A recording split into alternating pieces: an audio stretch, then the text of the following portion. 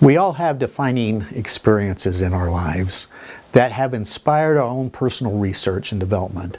For me, it was my attendance in 1999 at the World Congress of Families II, held at the United Nations Assembly Hall in Geneva, Switzerland.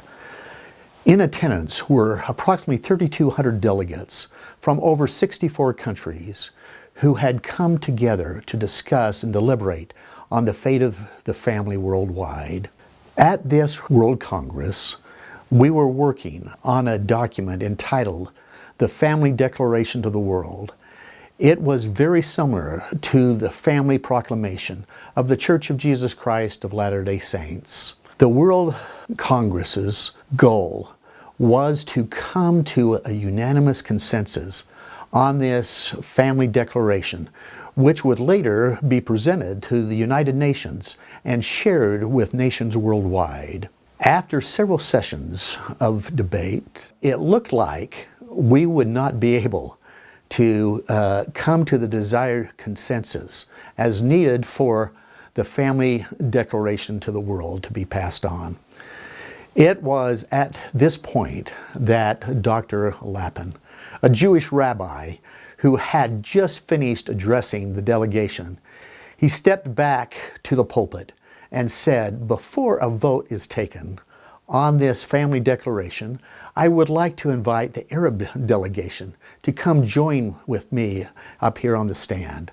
So the whole Arab delegation arose and came up to the stand.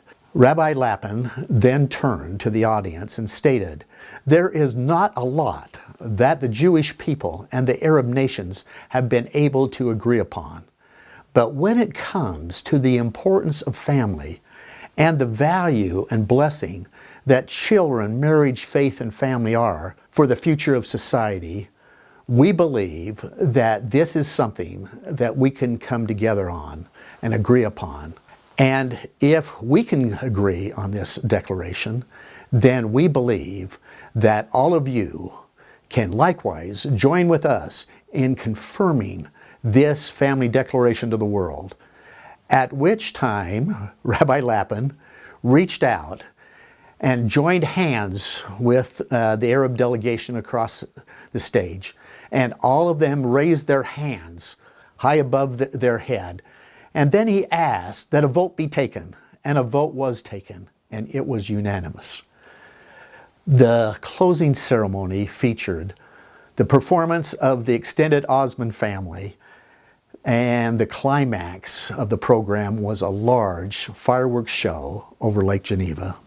That World Congress on Families, the resulting Family Declaration, and following celebration confirmed that the family is the most fundamental unit of society and is worthy of protection by the state.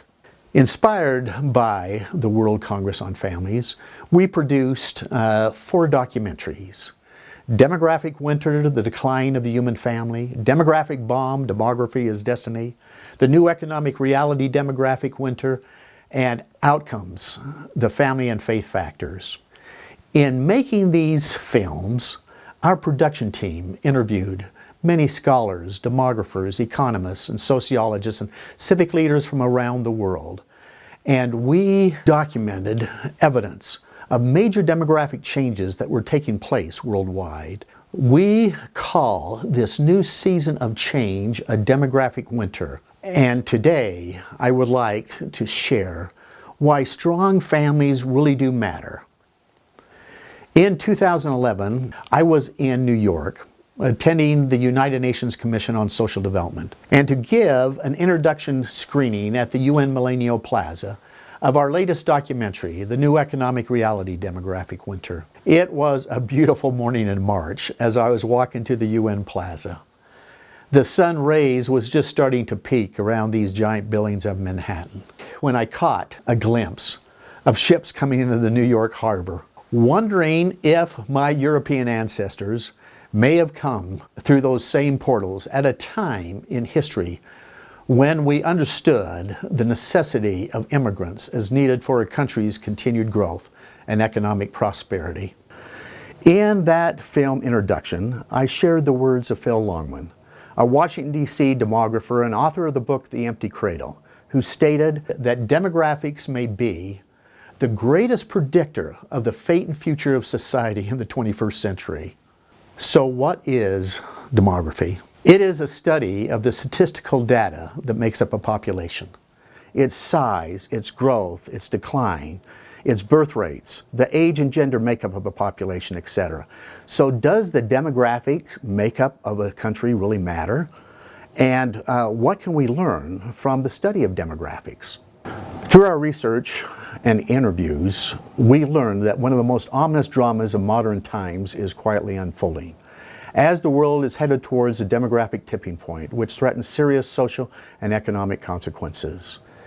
The world has experienced a 50% decline in birth rates over the last 50 years, leaving over 183 countries around the world unable to replace their previous generation. If a country is to replace the previous generation, it takes a birth rate of 2.1 children to replace every 2 individuals. And all of Europe, for example, is only at 1.38.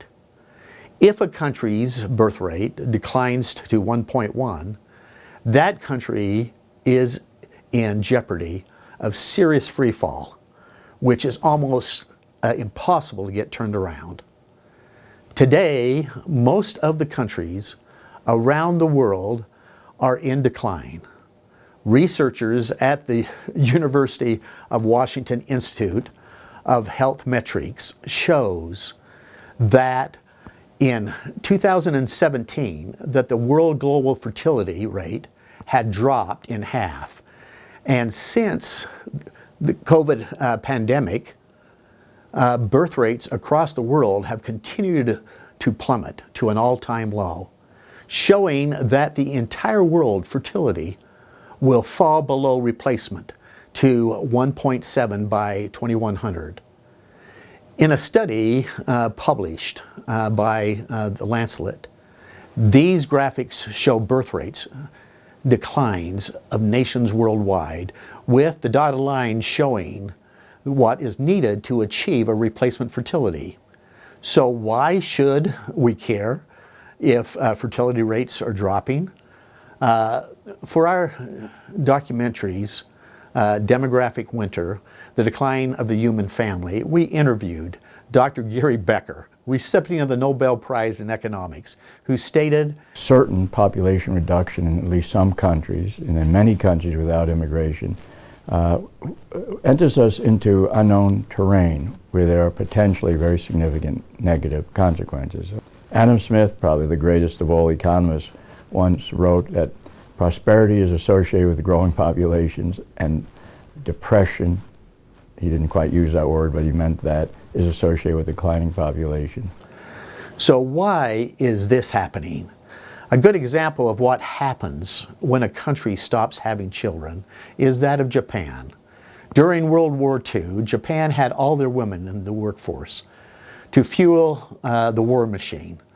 Then after the war, they encouraged all the women to remain in the workforce, to clean up the ashes of destruction, and to help to grow their economy. Thus, Japan didn't have a baby boom generation like America had, which really has led for America 40 years of great prosperity.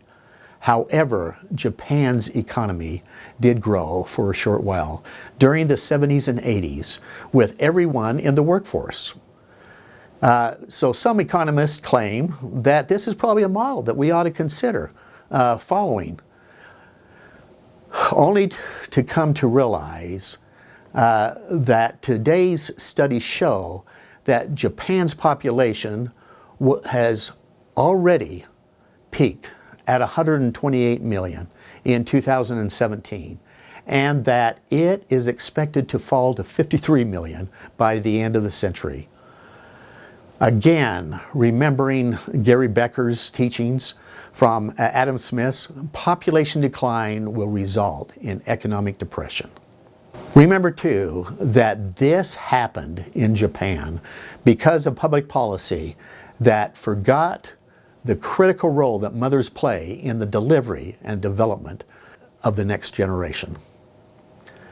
Today, due to the lack of children. Japan, the country of the rising sun, is now setting.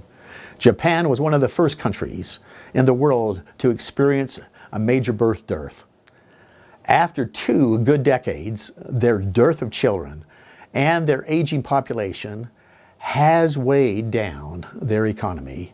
To bolster their economy, they have turned to quantitative easing, the printing of money, which is not a long-term fix at all. One of the most telling stories about how countries find themselves in this demographic situation is that of Singapore, a country which implemented a draconian 2-child policy decades ago. The government dictated that the whole family would be punished if the family had a 3rd child. The punishments included the loss of social welfare benefits, including free education. So how did this 2-child policy work out for Singapore? In 1962, Singapore's birth rate was 5.21. 20 years later, in 1982, it had dropped to 1.74. And in 2017, it had dropped to 1.16, 42% below replacement fertility. In other words, setting a government policy for 2 children did not work. Singapore is officially in a downward spiral as they're basically in free fall.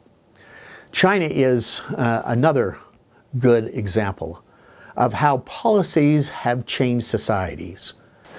As of January 2023, China's population is officially declining.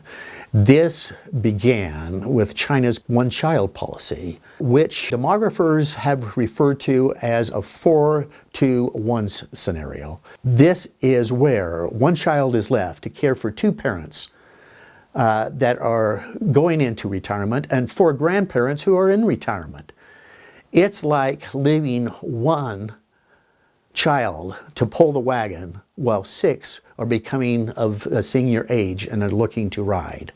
In just 4 generations, 16 people are replaced by just 2, as the economic model has been turned upside down and is not sustainable.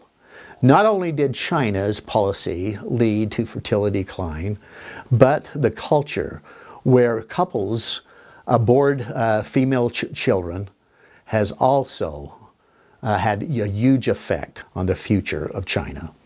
Dr. Nicholas Eberstadt from Harvard University pointed out that the practice of sex-selected abortions became so widespread that it has distorted the population composition of the entire planet, pointing out that China will have over 55 million men that will not be able to get married because there is not enough women coming up through the ranks. At the World Congress on Families 9, held in Salt Lake City, I was scheduled to conduct the morning session. While driving to the World Congress on Families, I received a phone call from my son Reed, who was living in Shanghai, China. He informed me that the Chinese government had just announced that they were lifting the 1-child policy, allowing a couple to have a 2nd child. Something that we had been lobbying China to do for years. So at the World Congress, I was able to read from the Chinese newspaper, the Shanghai List, the following. Recently, more and more critics have begun to worry about China's low fertility rates and rapidly aging population. Leaders, after outlining the benefits of the 2-child policy, stated that they could not sit idle on this demographic time bomb. We were excited to hear this incredible news as we produced a film called Demographic Bomb, which showed what would happen to China as a result of their 1-child policy. We had traveled to China and given this to policymakers, join our voice with others, warning Chinese leaders of the serious long-term economic results of their one-child policy. In other words, we felt that our film had started to affect policies of nations and the lives of these unborn children.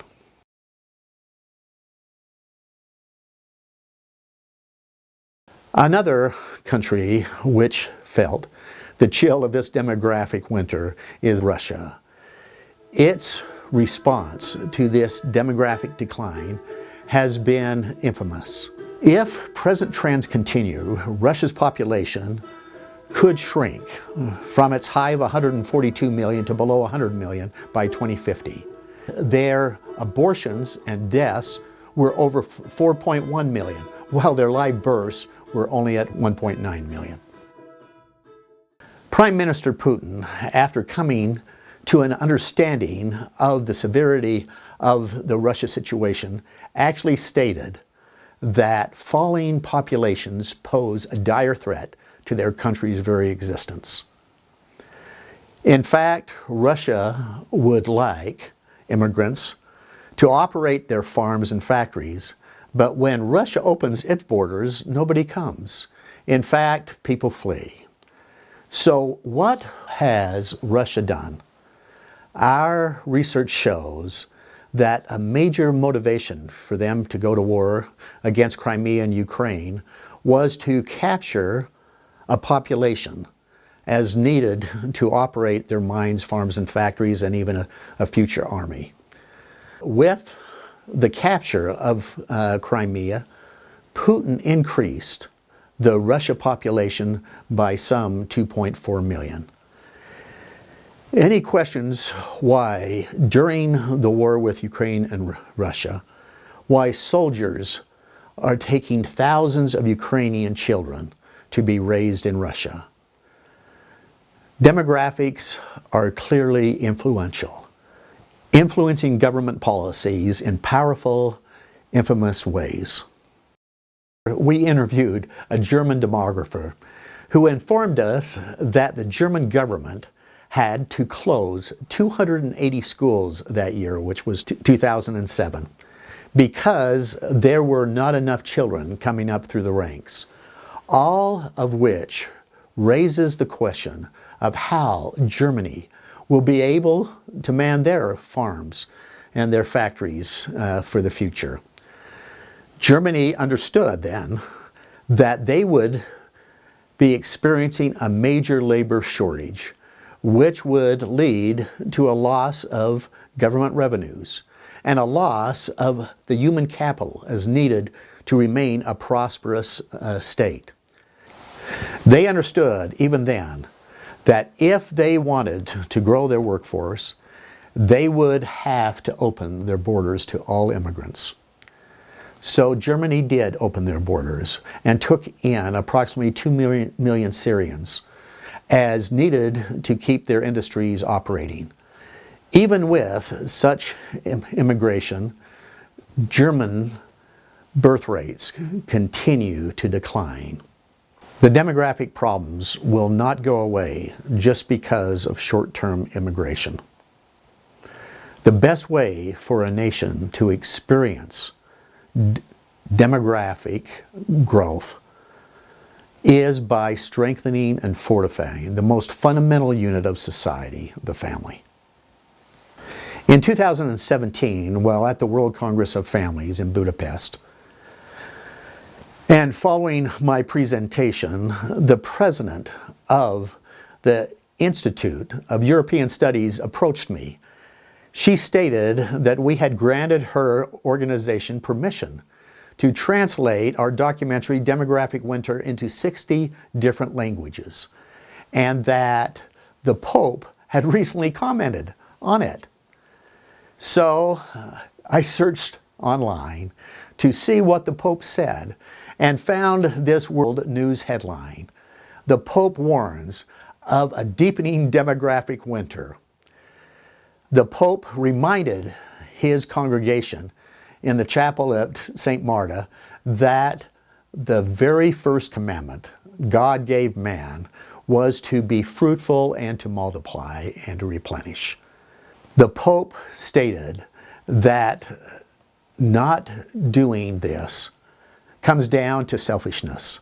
The Pope also said that aging societies like Europe face a great demographic winter, and that what is needed in Europe is more immigrants.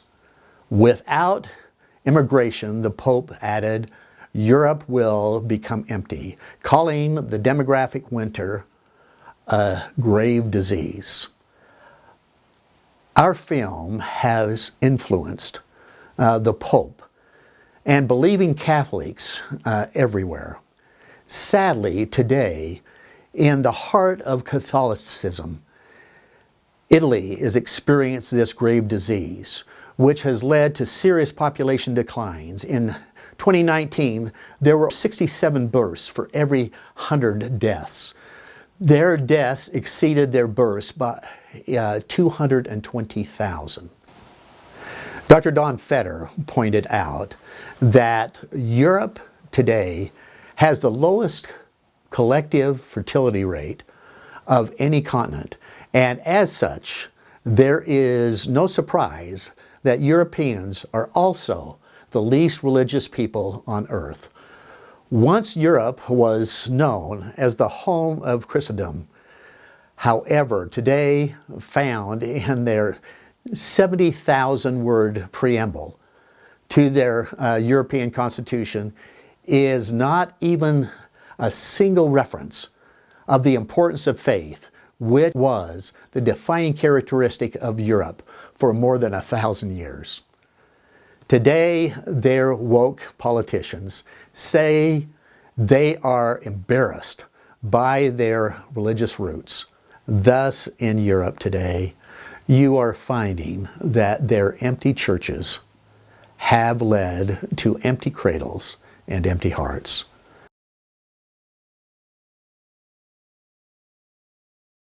Religion teaches us responsibility to God and our fellow men, telling us that our lives aren't the sum total of our human existence, that there is a higher power, and that God's eternal plan is very much about eternal increase. The Pope's call for more immigrants was really not viewed very favorably by some of the European Union leadership. Joseph Borrell, the High Representative of the European Union for Foreign Affairs and Security Policy, who chairs a group called the Strong Europe, has stated Europe is a garden and most of the rest of the world is a jungle. The gardeners have to go to the jungle, otherwise the rest of the world will invade us by different ways and means. So what invasions is he referring to? And why would the European Union want to go to the jungle? Given that the native European fertility rates are plummeting, believing that unless something is done about it, the Europe of tomorrow will be overrun by developing countries. Our film, Demographic Bomb, documents the eugenic policies that have been advanced over the last 100 years. This eugenics culture has continued down through the decades. In the name of population control, the UN Population Division has been focused on reducing fertility rates of these developing countries worldwide. Over the years, our films have aired at the United Nations and the European Union, warning policymakers of the dire consequences of this demographic winter. Nevertheless, in 2023, the European Union is advancing a treaty with developing countries which will reduce their population. This is called the ACP EU Treaty Agreement. This treaty would require laws that change cultural norms, changing how a society views and values children, marriage, faith, and family in society. Undermining of these values have led to declining birth rates and declining populations worldwide. Fewer marriages equal fewer children. And we must do more to strengthen and fortify traditional family cultures. In May of 2017, I was in Budapest, Hungary, speaking at the World Congress on Families 11. The Prime Minister of Hungary, Viktor Orbán, stated that their country had experienced a 10% reduction in population over the last 10 years, and he expressed concern about their economic future, stating that the Hungarian government were prepared to implement new and aggressive family policies which would hopefully encourage larger and stronger families. In that session in Budapest, I turned to the cabinet minister sitting with me on the stand and told him that we had produced 3 demographic winter documentaries in which we were working to coin the word demographic winter to describe this global demographic crisis that the world was experiencing, and that this would help to strengthen and fortify the natural family worldwide. I shared that some countries were starting to fund demographic winter as a government initiative in a similar manner as the left has used and funded the concept of global warming to advance many of their liberal causes. A few days following that exchange in Budapest, Naomi, one of the organizers of the Congress, emailed me to let me know their government had followed up with a demographic summit in which the minister that I had visited with had announced that he would be funding demographic winter as a government initiative.